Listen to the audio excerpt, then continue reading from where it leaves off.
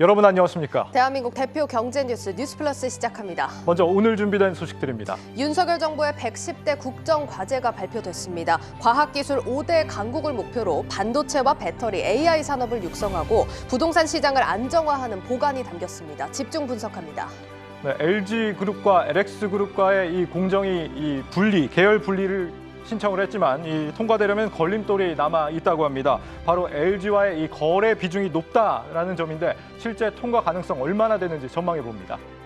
금융당국이 우리은행 횡령 사고를 계기로 은행들에 대한 감독 수위를 높이고 나섰습니다. 은행들도 비슷한 문제는 없는지 전수조사에 착수했습니다.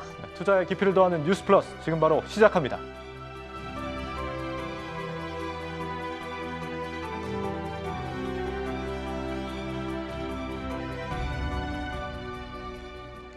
증시 프리즘 박혜린 기자 나와 있습니다. 박 기자, 오늘 우리 증시 약보합으로 마감을 했는데 요 이틀간 흐름을 보면 정말 이 FOMC 앞둔 경계감, 이 표현이 정말 딱 맞는 것 같아요. 네, 맞습니다. 오늘 갈피를 잡지 못하던 코스피는 결국에는 7포인트 하락하며 2680선에 간신히 턱걸이했습니다. 예. FOMC를 앞두고 말씀하셨던 것처럼 경계감이 확산된 한편 이렇게 줄다리기를 했던 건 미국 주요 반도체주가 강세를 보인 점이 국내 증시에는 또 한 번의 긍정적인 영향을 줬기 때문입니다. 오늘 증시는 윤석열 정부의 110대 국정과제가 발표되면서 업종별로 희비가 크게 엇갈렸는데요. 특히 윤 정부가 탈원전과 부동산 정책의 정상화를 공식화하자 원전주와 건설 업종이 크게 힘을 받은 하루였습니다. 네, 새 정부 정책과 수혜주들은 잠시 후 집중 분석해 보도록 하죠. 어제 이 박 기자가 카카오 그룹주를 좀 주목을 해야 된다 이렇게 얘기를 했는데 오늘 그 1분기 실적들이 나왔습니다. 어땠습니까? 네, 지난 1분기 적자를 기록했던 카카오페이와는 달리 카카오 게임즈와 카카오뱅크는 1분기 호실적을 기록한 것으로 집계가 됐습니다. 예. 먼저 카카오 게임즈의 실적을 한번 보면 지난 1분기 매출액은 전년 동기 대비 105% 늘었고 영업이익은 170%나 늘었습니다. 카카오뱅크는 1분기 영업이익이 884억 원을 기록해 사상 최대 기록을 달성을 했고요. 달성을 했습니다. 그런데 오늘 주가를 한번 살펴보겠습니다. 예. 오늘 주가 한번 보여주시면 이렇게 장 초반 상승 출발했던 두 종목 모두 장 후반으로 갈수록 상승폭을 거의 반납한 것을 확인하실 수 그러네요. 있습니다. 오전에 상승폭을 다 내줬네요. 왜 그런 겁니까? 네, 실적이 막 발표가 됐을 땐 두 종목 모두 굉장히 잘 나왔구나 하면서 자금이 들어오다가 당초 예상치와 비교했더니 시장의 예상치를 밑돌았다는 것을 확인하면서 실망 매물이 나온 것으로 확인됩니다. 예. 카카오뱅크는 앞으로 금리 인상과 관련해서 다룰 기회가 많다 보니까 오늘은 카카오게임즈만 중점적으로 다뤄보도록 하겠습니다. 카카오게임즈 어제 보여드렸던 증권가 전망치와 비교해보면 실적이 당초 예상치를 확실히 밑돌았다는 것을 이렇게 확인하실 수 있습니다. 대표적인 오딘의 성장세가 예상보다 빠르게 큰 폭으로 꺾인 탓인데요. 실제로 모바일 게임의 분기 매출은 직전 분기와 비교해서 11% 감소한 것으로 집계가 됐습니다. 예. 연초부터 카카오 그룹주들 전반적으로 좀 주가가 고꾸라지는 것 같은데 특별한 이유가 있습니까? 네, 그룹주로 따져봤을 땐 연초 대비 시총이 약 30조 원이나 증발한 상태입니다. 예. 금리 인상에 따른 여파로 미국 대표 성장주가 급락하면서 국내 대표 성장주인 카카오도 고꾸라진 바 있고요. 또 하나 질타를 맞는 게 중복 상장 문제입니다. 예. 카카오 게임즈만 하더라도 오딘의 개발사인 라이온하트의 상장을 준비하고 있는데 주주들은 사실상 카카오 게임즈의 캐시카우인 라이온하트가 상장을 하면 알짜가 빠지다 보니까 이 카겜의 기업 가치가 크게 떨어질 것이라는 우려를 표하고 있습니다. 실제로 어제 기준해서 이제 코스닥 시장 공매도 거래 상위 종목을 살펴보면 카카오 게임즈가 3위를 차지하고 있다는 것을 확인하실 수 있습니다.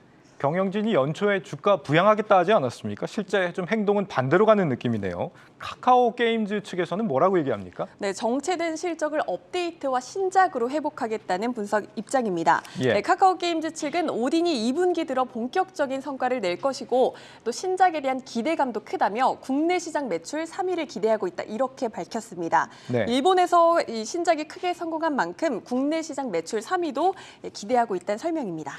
그렇군요.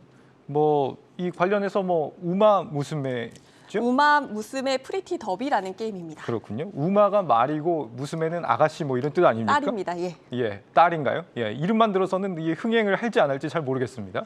예, 게임을 이제 좋아하시는 분들은 국내에서도 이미 조금은 많이 알려져 있는데요. 우마무스메는 국내에서 2분기 정식적으로 서비스를 출시할 예정입니다. 경마를 소재로 했다는 점이 인기를 끌면서 이미 일본에서는 굉장히 모바일 게임 시장을 휩쓴 바 있습니다. 다만 여기까지는 장밋빛 전망이고 실제 뚜껑을 열어봤을 때 국내 정서상 흥행에 성공할 수 있을지는 두고 봐야 합니다.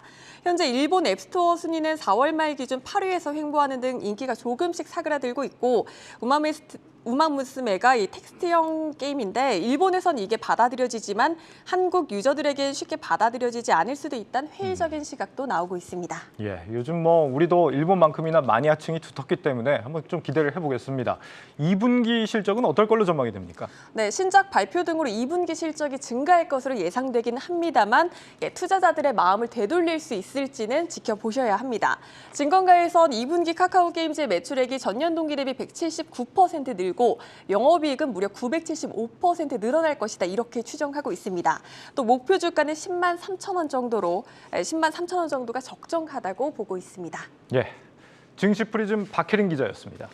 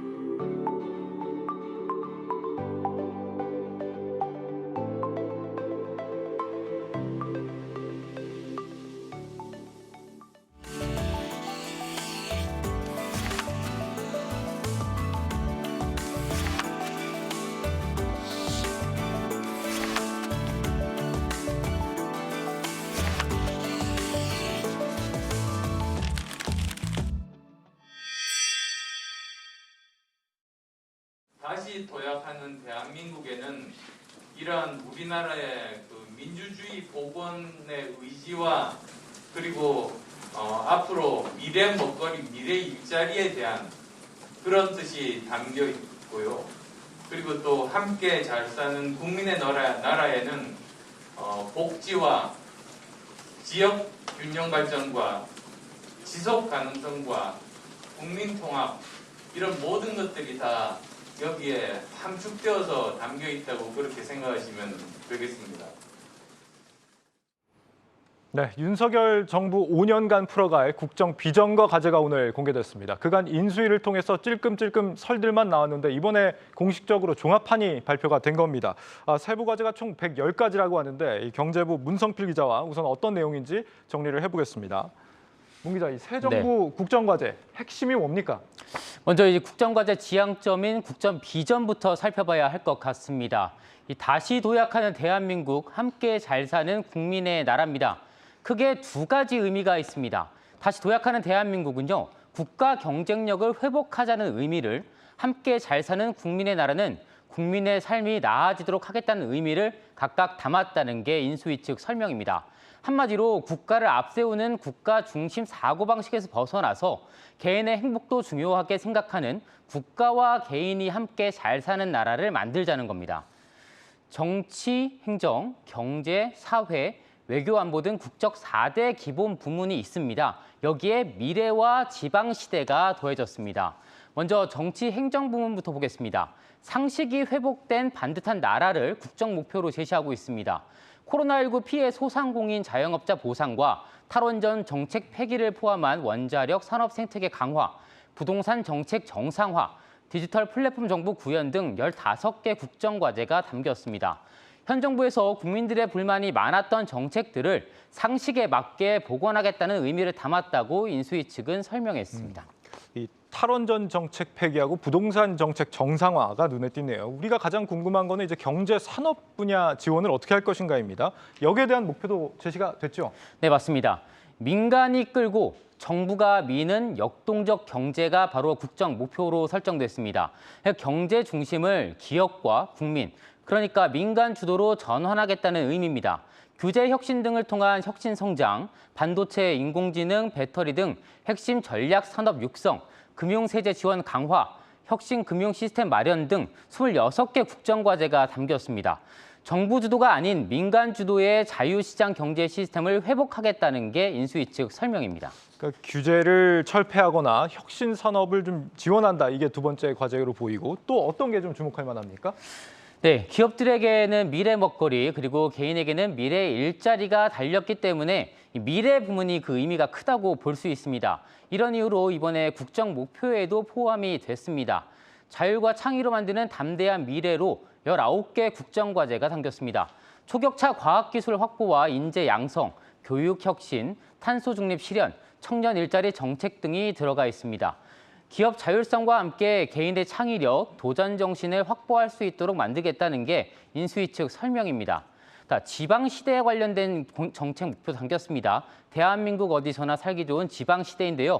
국정 목표로 선정이 됐습니다. 사는 곳의 차이가 기회와 생활의 격차로 이어지는 불평등을 멈추고 수도권 쏠림, 지방 소멸의 악순환을 끊어내서 지속 가능한 대한민국을 만들겠다는 겁니다. 특히 이제 수도권에 좋은 직장들이 몰려 있다 보니 경쟁이 심화되고 반대로 지역은 청년들이 떠나게 돼서 고령화된다며 저출생 고령화 문제 해결을 위해 지역 균형 발전이 반드시 필요하다고 진단했습니다. 네, 이런 과제들을 수행하기 위해서 돈을 얼마나 앞으로 쓰겠다. 여기에 대한 그 계획도 제시가 됐다고요? 네, 맞습니다. 인수위는요, 국정과제 실현을 위해서 5년간 총 209조 원이 소요될 것이라고 예상했습니다. 1년에 한 40조 원 정도 되는데요. 우리나라 연간 예산이 약 600조 원 정도인데 이 가운데 어느 정도 용도 변경이 가능한 예산이 20조 원 정도 됩니다. 이를 국정과제 실현을 위해 사용을 하고 이 부족한 20조 원은 부동산 양도소득세 그리고 근로소득세 등에서 발생한 세수 증가분을 활용해서 조달하겠다고 계획을 밝혔습니다. 네. 경제부 문성필 기자였습니다. 이렇게 이제 새 정부 국정과제 개요를 좀 살펴봤고 지금 세부 과제가 110가지나 된다라고 하는데 언제 다 살펴보시겠습니까? 그중에서도 우리 투자자분들이 좀 주목해 보셔야 될 핵심적인 굵직한 정책들만 꼽아서 저희가 정리를 해드리겠습니다. 이번에는 산업부 김민수, 정원우 기자 나와 있습니다. 김 기자, 이 새 정부 정책이 기존하고 좀 차별화되는 지점이 어디에 있을까요? 일단 문성필 기자도 앞서 설명을 했지만 가장 큰 차이는 그동안 정부가 가져온 경제의 주도권을 민간과 기업이 가지게 된다는 점입니다. 그러니까 관주도의 경제에서 벗어나서 창의성과 역동성을 끌어나겠다는 취지로 해석이 됩니다. 이제 그만큼 국정 목표도 크게 다릅니다. 윤석열 정부가 내건 국정 목표는 민간이 끌고 정부가 미는 역동적인 경제입니다. 민간이 앞에 선다는 분명한 메시지를 담고 있습니다. 문재인 정부의 국정 목표였던 더불어 잘 사는 경제와는 결이 크게 다릅니다. 그러니까 성장은 민간이 주도하고 정부는 정부가 해야 할 일과 하지 않아야 할 일을 잘 구분하겠다는 의지로 해석이 됩니다. 그동안 문재인 정부가 추진했던 정부 주도의 경제가 이제 그럴듯한 통계 수치를 만들어냈는데 국민들이 체감할 수 없었다는 비판을 좀 받았거든요. 기업들의 투자도 크게 위축이 됐습니다. 인수위는 시장이 공정하고 효율적으로 굴러갈 수 있도록 제도를 만들고 규제를 풀어서 자유롭게 사업할 수 있도록 하겠다 이렇게 설명을 했습니다. 아무래도 좀 효율을 더 중시하는 기존에 이제 분배 쪽에 무게를 뒀다면 좀 더 무게추를 성장 쪽으로 옮겨가는 이런 흐름으로 보입니다. 그중에서도 지금 우리 핵심 주력 산업이라고 할 수 있는 제조업을 키우겠다라는 내용이 눈에 띄는데 반도체 수출을 30% 늘리겠다고 했다고요? 예, 전반적인 내용을 보면 한마디로 일단 우리가 잘하고 있는 거를 더 잘하겠다. 이렇게 표현할 수 있겠습니다. 인수위는 이 반도체, 배터리, 인공지능 등 국가 경쟁력과 직결되는 첨단 산업을 미래 전략 산업으로 육성하기로 했습니다. 이 표현을 이렇게 했는데 초격차를 넘어서 신격차까지 창출하겠다. 이렇게 강한 의지를 밝혔습니다. 특히 우리가 세계 1등을 하고 있는 반도체와 배터리 분야만큼은 후발주자와 확실히 격차를 더 벌릴 수 있도록 적극적으로 지원하겠다는 겁니다. 가장 중심에 있는 것은 역시 반도체입니다. 임기 5년 동안 반도체 수출을 30% 늘리겠다는 목표를 세웠는데 늘어나는 수출액이 420억 달러, 우리 돈으로 한 53조 원 정도 됩니다. 예. 여기서도 핵심은 규제 완화입니다. 이 전 세계적인 반도체 패권 전쟁 속에서 투자 경쟁도 굉장히 치열해지고 있습니다. 빠르게 공장을 짓고 생산에 들어갈 수 있도록 과감한 인센티브를 제공하고 인허가를 신속하게 처리하기로 했습니다. 몇 년 전 SK 하이닉스가 차세대 메모리 반도체 생산 기지를 짓는 용인 반도체 클러스터를 하겠다고 밝혔는데 이게 무려 4년 만에 첫 삽을 떴거든요. 그래서는 안 된다는 겁니다. 또 업계의 요구가 컸던 반도체 인재 양성을 위해서 특성화 대학을 지정하고 정원도 확대하기로 했습니다. 또 지금 우리가 점유율 1위를 차지하고 있는 세계 배터리 시장에서 지금의 위치를 사수하고 미래 먹거리로 기대되는 로봇 시장에서도 세계 3대 강국으로 도약하겠다, 이런 목표를 세웠습니다. 예. 그런데 지금 다른 나라들이 좀 적극적으로 파격적으로 지원하고 있는 지금 세제 지원, 이 부분은 내용이 빠졌습니다. 이거 어떻게 해석을 해야 됩니까? 예, 그렇습니다. 사실 이제 오늘 인수위가 발표한 110대 국정과제 중 반도체 관련 내용은 23번째로 비교적 상위권에 배치가 됐습니다. 윤석열 당선인의 강력한 의지가 담긴 것으로 해석이 되는데, 하지만 반도체 업계가 기대를 모았던 투자에 대한 세제 혜택이 빠졌는데, 사실 윤석열 당선인은 그동안 반도체 산업에 대한 강한 애착을 밝혔습니다.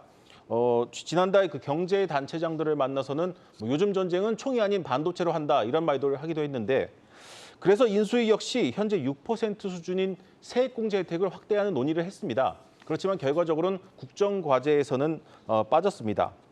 그 배경을 두고 세수 감소를 우려한 기재부의 반대, 그리고 이제 삼성이나 SK 같은 굴지의 대기업을 정부가 더 지원해 줄 필요가 있느냐, 이런 부정적인 여론을 의식한 것이란 해석이 나오고 있습니다. 예. 국정과제에는 포함되지 않았지만 가능성은 여전히 남아 있습니다.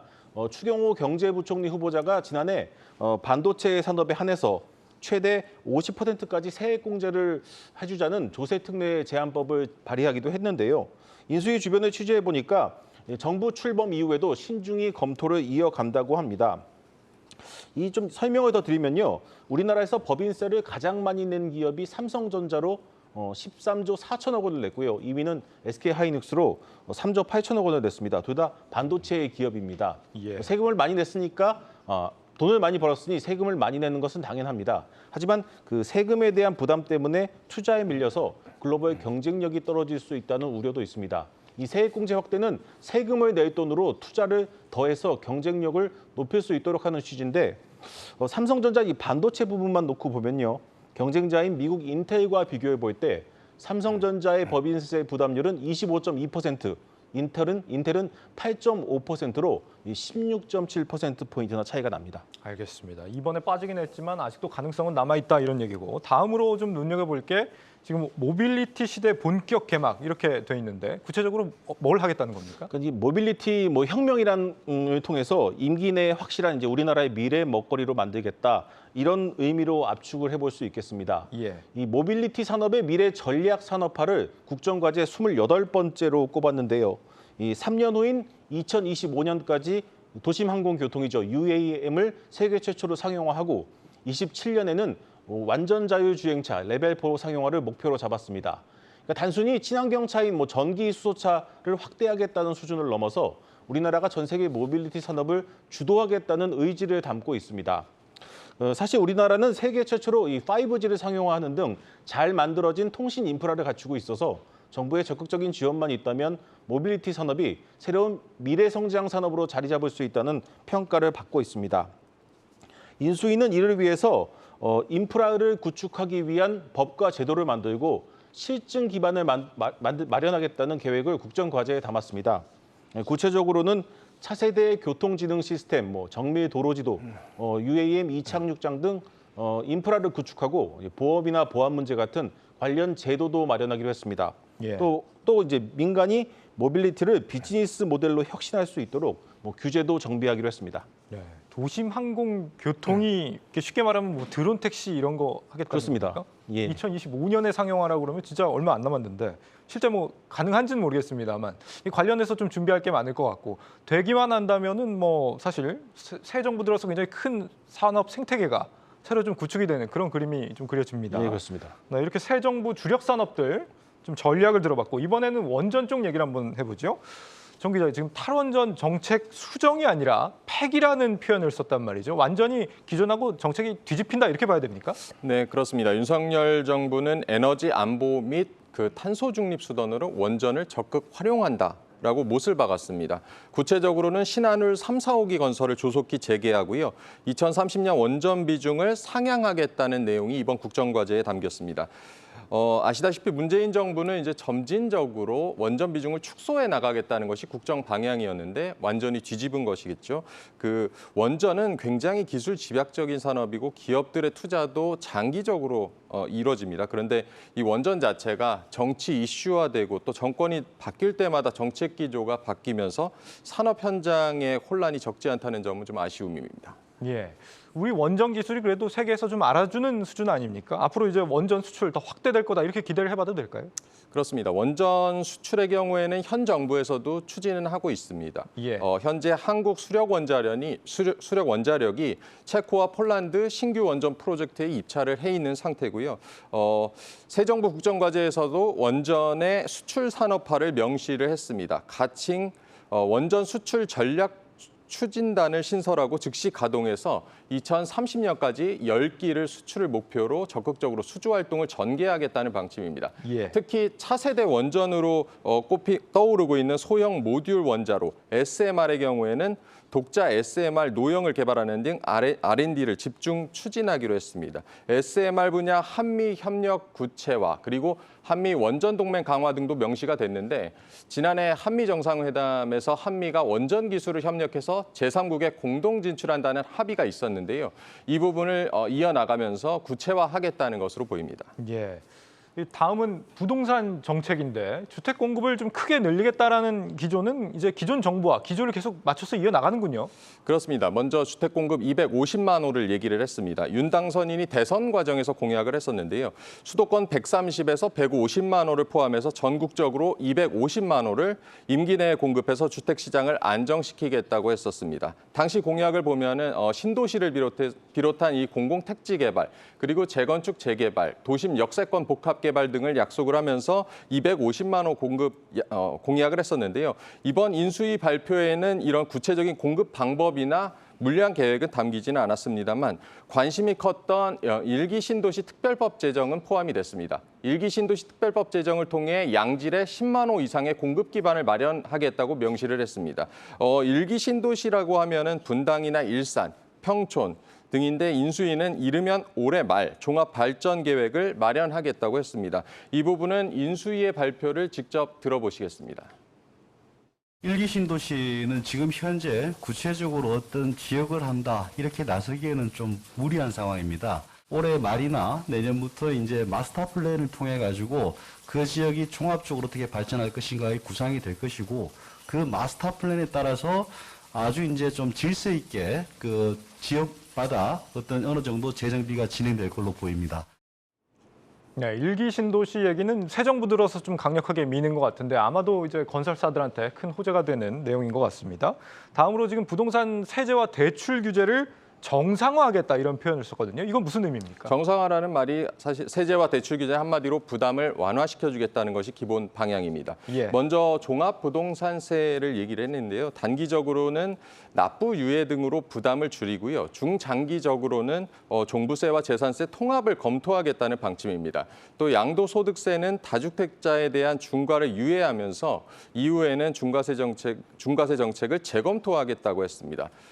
대출 규제 같은 경우는 생애 최초 주택 구입에 대해서 최대한 완화하겠다는 것이 핵심입니다. 생애 최초 주택 구입 가구에는 현행 60에서 70% 수준인 LTV를 주택담보대출 비율이죠. LTV를 80%로 최대한으로 완화하는 것을 우선 추진하고요. 나머지 가구에 대해서는 여러 가지 상황을 보면서 합리화하겠다는 방침을 제시를 했습니다. 이 부동산 정책을 보면은 집값을 뭐 하향 안정화시키겠다는 의지보다는 아무래도 좀 무주택자들의 내 집 마련을 돕겠다 이런 취지로 좀 읽히는 것 같은데 기존 정부 정책에 좀 문제가 많다라고 지적을 했던 것 치고는 그렇게 큰 틀에서 뭔가 변화되는 건 없는 것 같아요.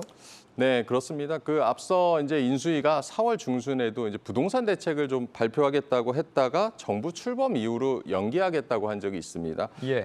현 문재인 정부의 그 정책 추진 과정에서 봤듯이 이런 설익은 정책을 냈다가는 이제 돌이킬 수 없는 비판에 직면하는 만큼의 신중하게 접근하는 것으로 보입니다. 아직은 좀 시간을 보면서 좀 본다. 부동산 시장을 보면서 판단하겠다 이런 의지로 보이는군요. 알겠습니다. 김민수 정원우 기자와 새 정부 국정과제 정리를 해봤고 오늘 이것 때문에 증시도 흐름이 좀 갈렸습니다. 새 정부 수혜주로 좀 주목해 볼 만한 종목들 어떤 게 있는지 지금부터 홍원표 기자와 함께 정리해 보겠습니다. 네, 새 정부의 국정과제가 발표되면서 투자자들의 관심은 과연 수혜주는 어떤 종목일까에 쏠리고 있습니다. 앞서 살펴본 내용에 맞춰 크게 5가지 섹터를 꼽아봤습니다. 원자력 발전과 반도체, 배터리, 모빌리티, 그리고 바이오입니다. 먼저 오늘 장에서도 크게 반응했던 원전 관련주입니다. 과거에도 정부 출범 정책에 따라서 주가에 영향을 미친 분야가 있었습니다. 이명박 정부 때는 금융위기를 극복하는 과정에서 IT와 자동차 산업이 대표적이었는데 현대차의 경우는 정부 출범 초기 이후에 많이 올랐고 한국전력도 2배 이상 올랐습니다. 이런 기업들이 주가 측면에서 수혜를 받았는데 윤석열 정부는 이제 문재인 정부가 추진했던 탈원전 정책을 폐기하고 2030년까지 원전 발전 비중을 상향하겠다 이렇게 발표를 했습니다. 이런 기대감 때문에 국내 증시에서 원전 관련주들이 일제히 강세를 보였습니다. 대표적인 원전 관련주는 이제 계측기 전문 기업인 우진, 그리고 에너토크, 일진파워, 그리고 우리기술과 한전기술 등이 있습니다. 다음은 반도체와 배터리 기업입니다. 새 정부는 경제 안보를 확보하겠다는 목표로 반도체와 배터리 등 국가 첨단 전략산업 성장 기반을 마련하겠다 이렇게 밝혔습니다. 최근 전 세계적으로 반도체 공급망 확보에 이제 고민이 좀 되고 있는데 윤석열 정부는 이 반도체 설비 투자 시에 과감한 인센티브를 제공하겠다 이렇게 밝혔습니다. 또 반도체와 배터리, 디스플레이를 전략 산업으로 묶어서 지원할 계획입니다. 오는 2027년까지는 반도체 수출액을 30% 이상 늘릴 계획이고요.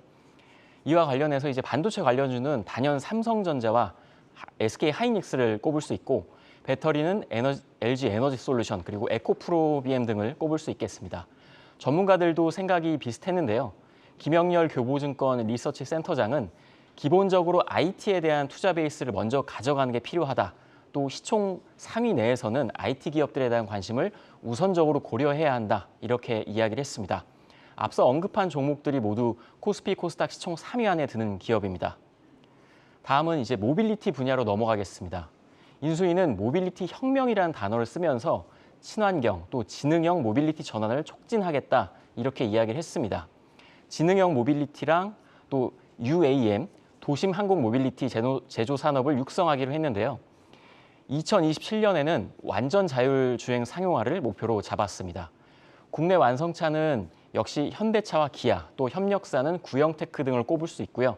UAM 관련주는 베셀이나 파이버프로, 기산텔레콤 등을 꼽을 수 있겠습니다.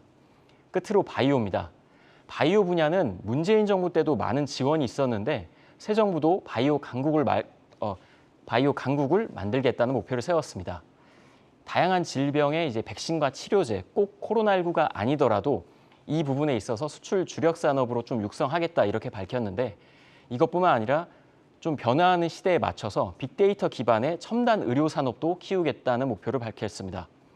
우리나라를 이제 글로벌 바이오 허브로 키우겠다 이런 목표를 세웠는데 바이오 허브 하면 우리나라에는 송도가 있습니다. 당연히 삼성 바이오로직스와 셀트리온, SK 바이오사이언스 등을 꼽을 수 있겠습니다. 특히 SK 바이오사이언스는 코로나19 백신뿐만 아니라 독감 백신이나 장티푸스와 관련한 다양한 백신에서 좀 선두주자로 꼽히고 있습니다. 또 아직까지는 좀 발전 단계에 있지만 빅데이터를 활용한 디지털 헬스케어 분야도 키우겠다고 밝혔습니다. 이와 함께 의료정보 플랫폼 기업인 유비케어 그리고 소프트센 이런 기업들이 바이오 기업의 좀 수혜주로 꼽히고 있습니다. 지금까지 윤석열 정부 정책과 관련한 수혜주에 대해 전해드렸습니다.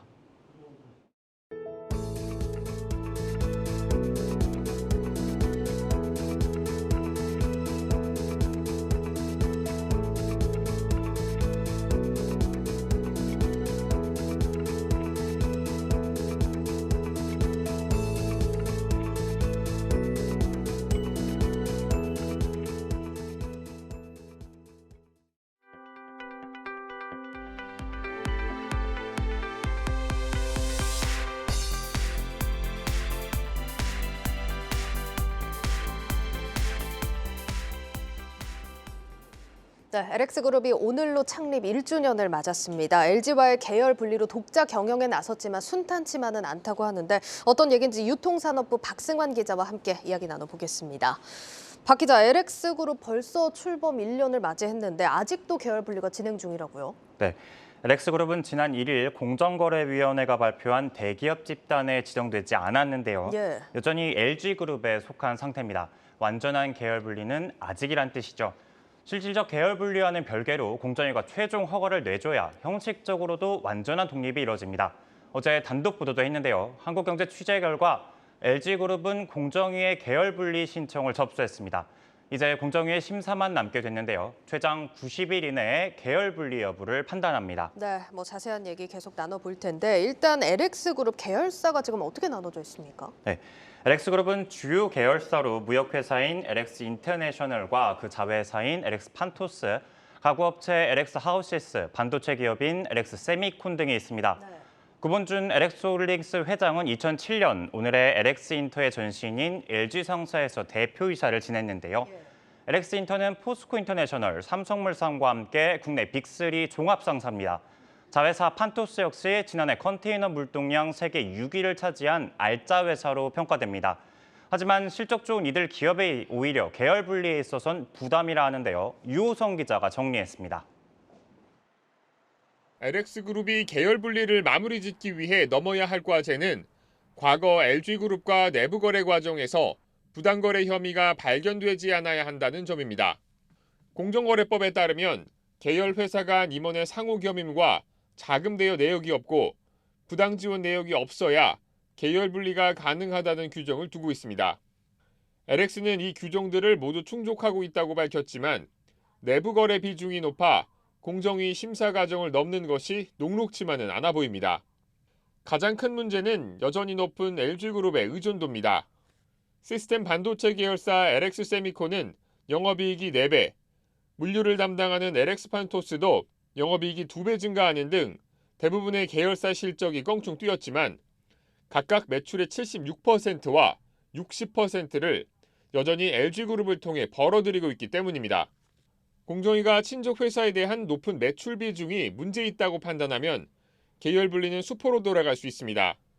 공정거래위원회 재량의 영역이기 때문에 그건 저희가 좀 판단을 해봐야 되겠죠.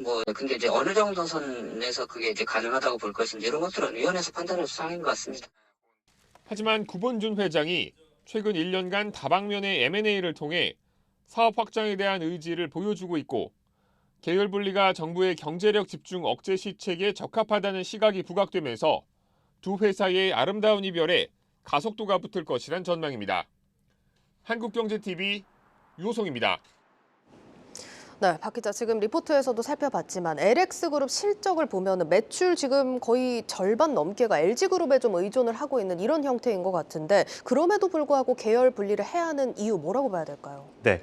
LX그룹의 계열 분리는 LG그룹의 장자 승계 원칙에 따른 겁니다. 네. 조카인 구공모 회장이 LG그룹 경영권을 이어받자 삼촌인 구본준 회장이 일부 계열사를 거느리고 독립해 LX홀딩스를 출범시킨 거죠. 예. LG그룹의 자산 규모는 지난해 말 10조 374억 원으로 24% 늘었습니다. 자산 총액 기준 국내 재계 40위권입니다. 독립 1년, 외형 성장과 내실을 공고히 다졌다는 평가가 나오는데요. 예. 지난 1년간 M&A로 덩치도 키웠습니다. 지난 11월 이후 5달 새 4건, 액수로만 7,685억 원 수준입니다. 이 중 3건이 미래 먹거리로 낙점한 친환경 사업 확장에 쓰였는데 지난달 지분 63.3%를 인수한 포슨 그린파워가 대표적입니다. 예. 이보다 앞선 3월에는 6천억 원을 들여서 국내 2위 유리 제조 기업인 한국유리공업을 사들였는데요. 한국유리는 LX하우시스에 판유리를 공급 중이라는 점에서 이번 결정은 그룹 내 시너지를 내겠다는 의도로 풀이됩니다. 네, LX그룹이 매그나칩 반도체 인수를 추진한다 이런 소식도 전해진 상황인데 어쨌든 LX그룹이 이렇게 사업을 좀 전방위적으로 확대하면서 LG그룹에 대한 의존도를 좀 줄이겠다 이런 의도로 좀 해석을 해야겠습니다. 자, 주가 얘기 한번 해봐야겠죠. 계열 분리도 어느 정도 마무리 작업에 들어간 것 같은데 주가는 좀 힘을 못 쓰고 있습니다. 맞습니다. 연초 대비 40% 오른 LX인터내셔널을 제외하고는 LX하우시스나 LX세미콘 모두 힘을 못 쓰는 중입니다. 예. 당장 새로 출범한 LX홀딩스를 향한 투자 열기가 영 미지근하기 때문인데요.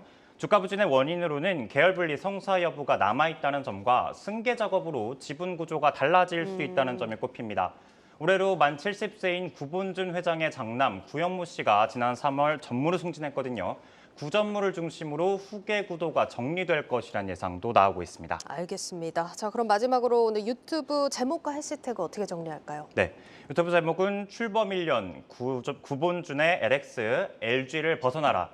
해시태그는 아름다운 이별, LG를 피하는 방법 두 가지로 잡았습니다. 네, 아름다운 이별을 할 수 있을 것인지 좀 지켜보겠습니다. 유통산업부 박승환 기자였습니다.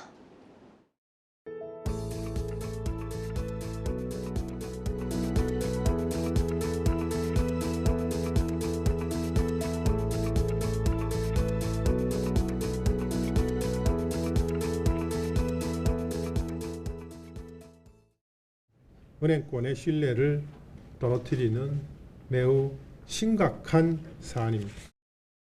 우리은행 직원의 600억 원대 횡령 사고와 관련해 정은보 금융감독원장은 관련 책임자를 엄정 조치하겠다고 밝혔습니다.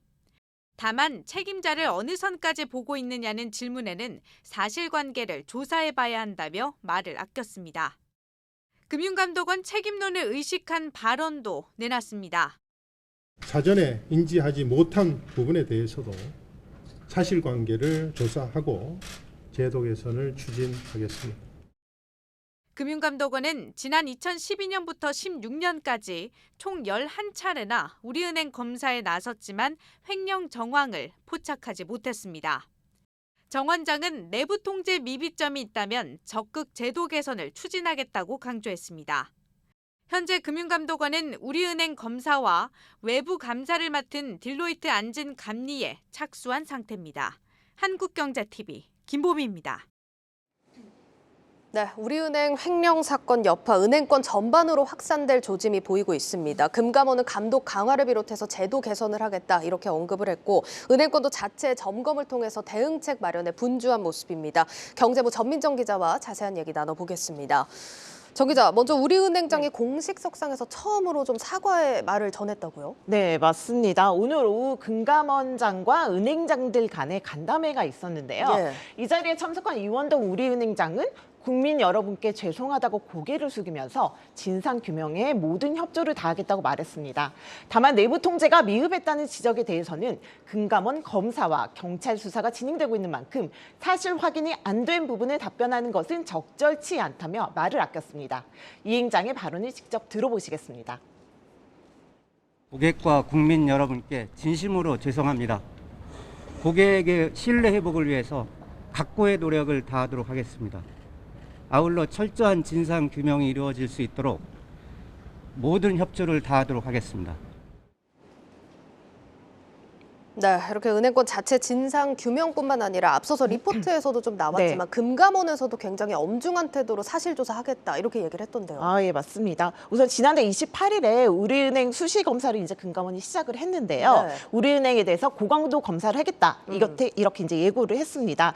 금감원이 이제 횡령 기간 동안 이제 우리은행에 대해서 11번이나 검사를 해놓고 횡령 정황조차 이제 파악하지 못했기 때문에 강도 높은 검사를 통해서 명예 회복에 나서겠다는 겁니다. 네, 이를 위해서 검사 기간을 당초 5일인데 이거를 11일 더 늘려서 이달 13일까지로 연장을 했고요. 필요한 경우 검사를 계속 진행하겠다는 방침을 밝혔습니다.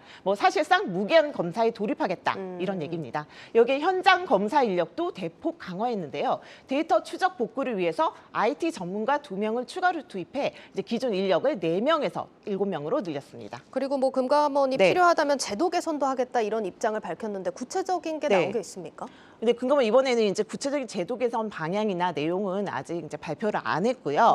이제 검사 초기인 만큼 이 사건이 왜 일어났는지 또 사전에 막을 수는 없었는지를 파악하는데 시간이 걸리기 때문에 검사 결과를 보고 방안을 마련하겠다 이렇게 말하고 있습니다. 그래서 이제 검사 결과에 따라서 금융사 처벌을 강화하는 쪽으로 감독 규정 개정에 이제 나설 수 있다는 관측도 나오고 있고요. 그리고 어제였죠. 금감원은 모든 은행에 자체적으로 금융사고를 막기 위한 내부 통제 시스템에 없는지 문제가 없는지 이거를 긴급 점검해라 이렇게 지시를 했는데요. 네. 오늘 간담회에서 은행장들은 이제 사안의 심각성에 대해서 모두 이제 의견을 같이 하면서 내부 통제 전반에 대해 이제 꼼꼼히 재점검하고 앞으로 비슷한 사례가 재발되지 않도록 필요한 조치를 취하겠다 이렇게 입을 모았습니다. 따라서 은행들이 조만간 구체적인 혁신 방안이나 사고 방지 방안을 마련해 금감원에 이제 제출할 가능성도 나오고 있습니다. 그리고 내부 통제 제도 개혁은 오늘 10일 이제 출범하는 윤석열 정부의 주요 국정 과제로도 꼽혔습니다. 네, 오늘 인수위는 세종무 이제 110대 국정 과제를 발표했죠.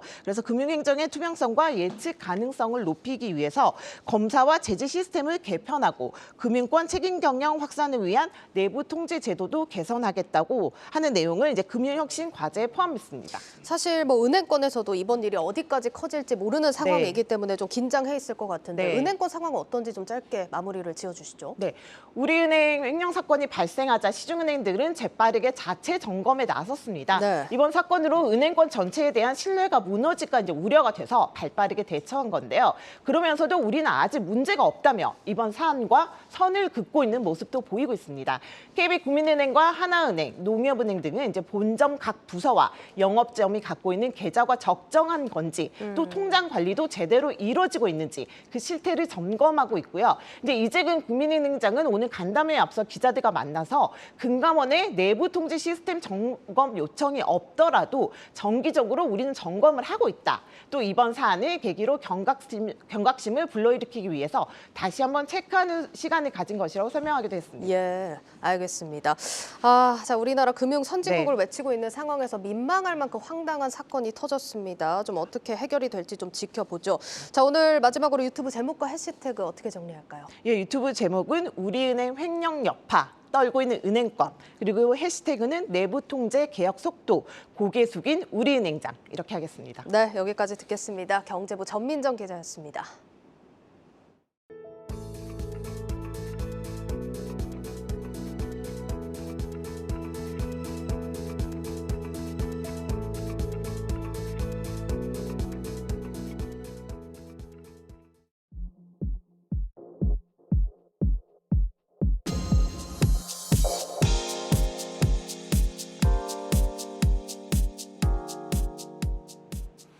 이제 치킨값 2만 원 시대가 됐습니다. 치킨 업체 BBQ가 어제부터 모든 치킨 가격을 2천 원씩 인상했는데 인상률로 따지면 10%가 넘습니다.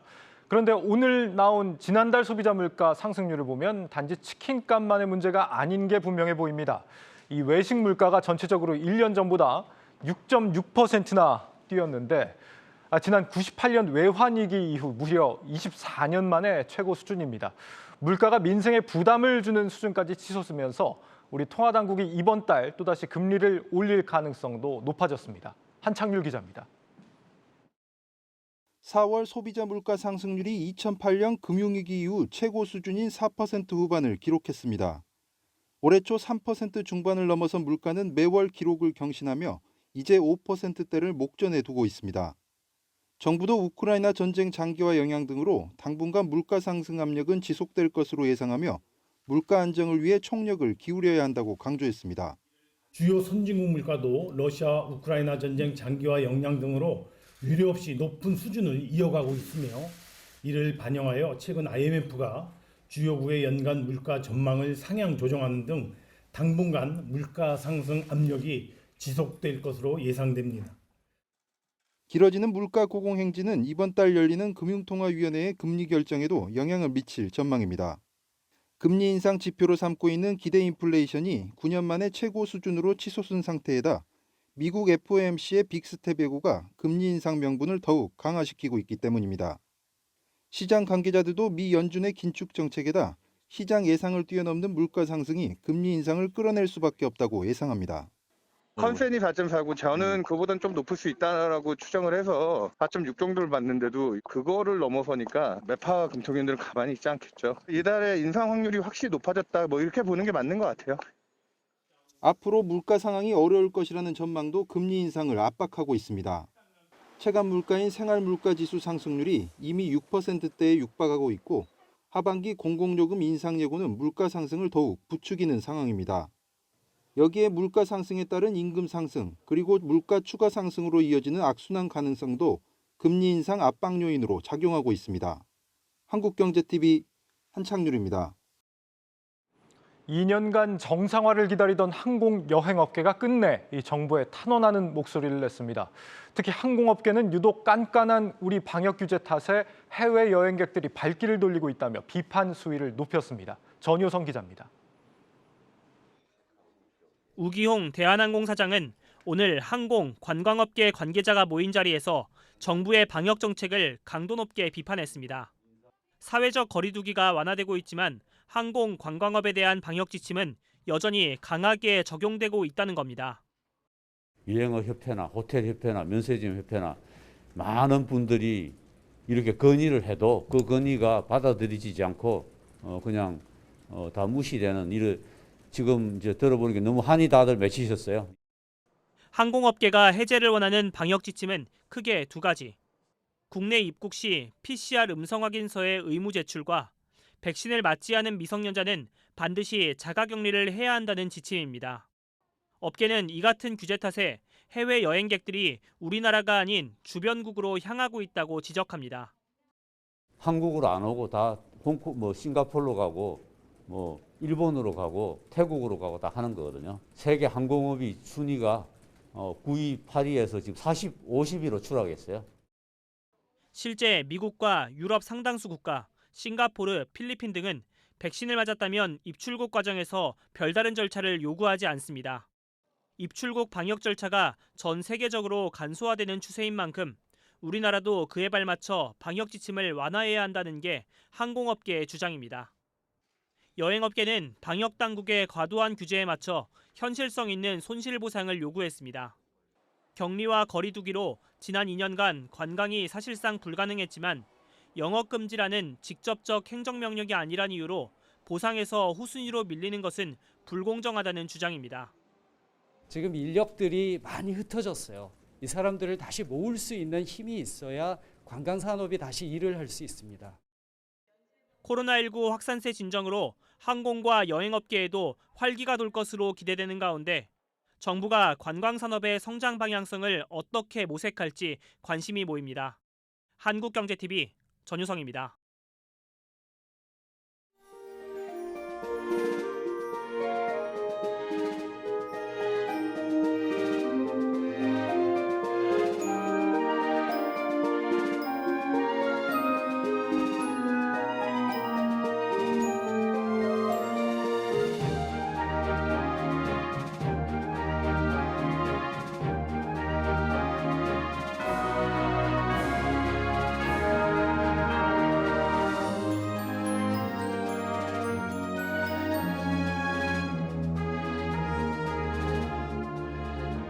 현재 국내에서 개최되고 있는 제15차 세계산림총회에 참석한 저희 SK는 과거 50년 동안 지속가능한 산림 경영을 통해 탄소 중립을 위해 노력해 오고 있습니다. 2050년까지 넷제로를 선언한 저희 SK그룹은 향후 100년 이상 지속가능한 산림 경영을 통해 탄소 중립을 달성할 수 있도록 노력하도록 하겠습니다.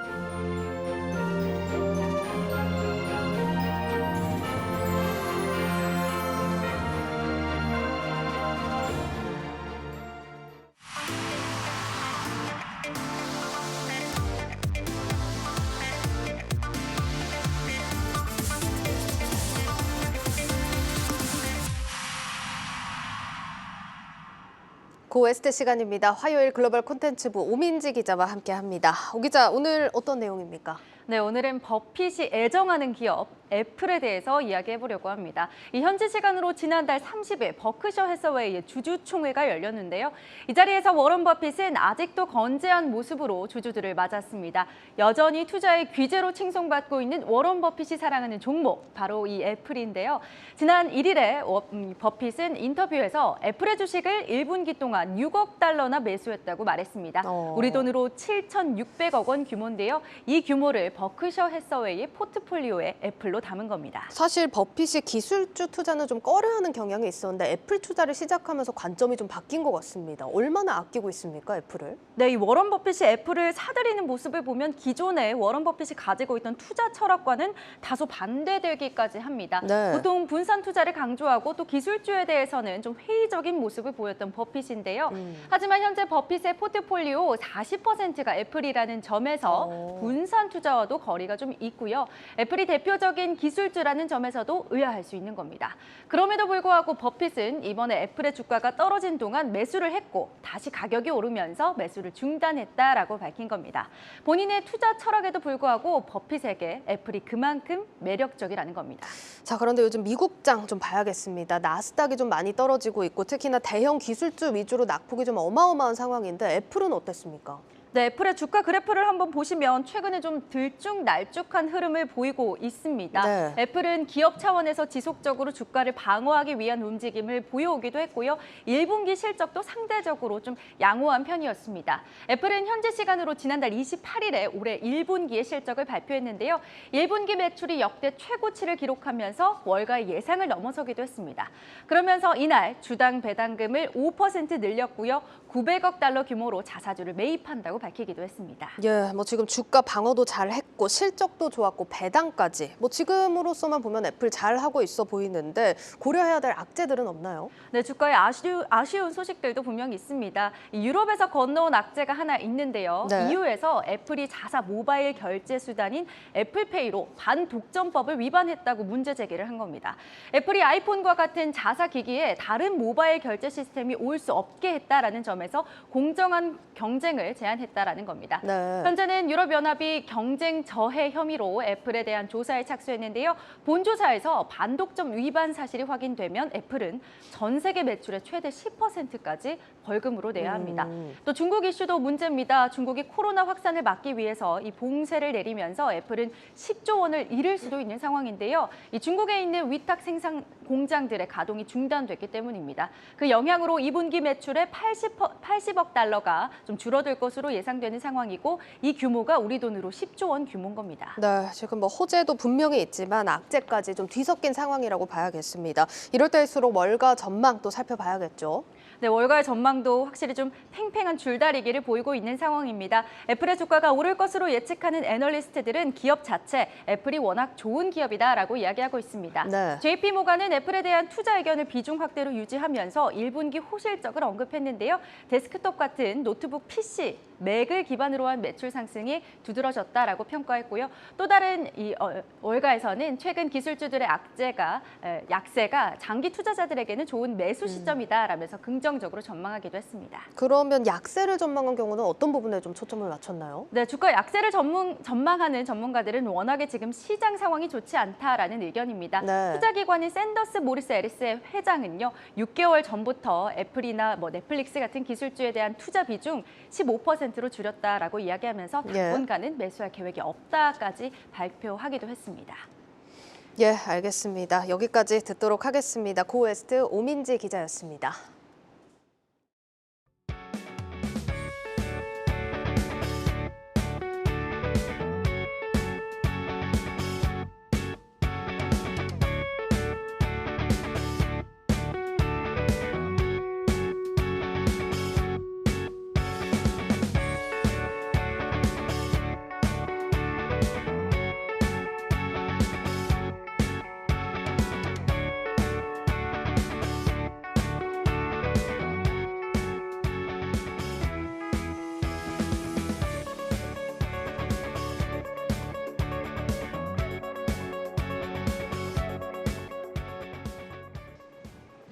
뉴스 플러스를 마치겠습니다. 여러분 고맙습니다.